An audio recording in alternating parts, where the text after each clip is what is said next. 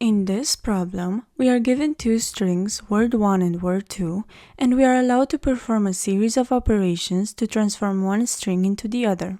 The operations involve either inserting a new character, deleting an existing character, or replacing a character with another.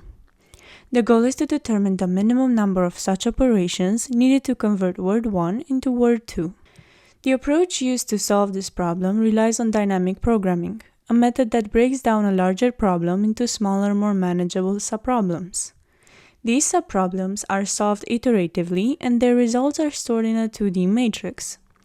The matrix will help track the minimum number of operations required to convert prefixes of word1 into prefixes of word2.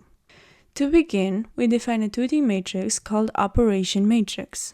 In this matrix, each element at position operation matrix of I and j represents the minimum number of operations needed to convert the first I characters of word1 into the first j characters of word2.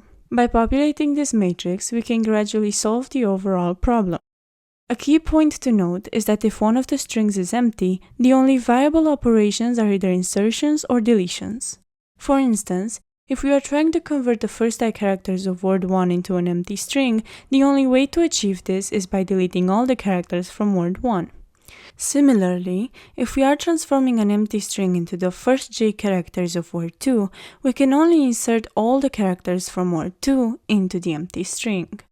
This observation helps to initialize the first row and the first column of the matrix. The next step involves filling in the matrix by considering the three possible operations at each point. Inserting a character means adding a new character to word1 to match part of word2, and the number of operations for this case can be determined by looking at how many operations it took to convert a slightly smaller portion of the strings. Similarly, deleting a character involves removing a character from word1, and the corresponding value in the matrix will reflect this.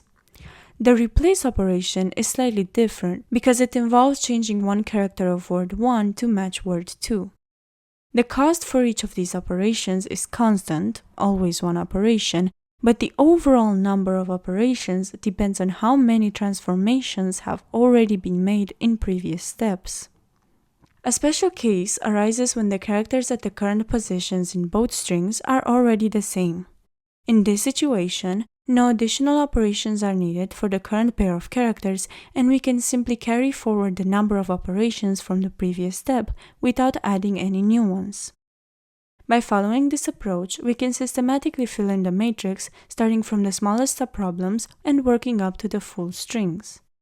Once the matrix is completely filled, the value in the bottom right corner will give the minimum number of operations required to convert word1 into word2. The time complexity of this approach is O of m times n, where m is the length of word1 and n is the length of word2. This is because we need to compute the value for each cell in the matrix, and there are m times n cells. Similarly, the space complexity is also O of m times n, because the entire 2D matrix needs to be stored in memory. This dynamic programming solution is efficient, ensuring that we find the optimal solution to the problem in a reasonable amount of time and space, given the constraints. Now, it's time to test that our code functions correctly. You are encouraged to test different solutions or verify with other test cases as well.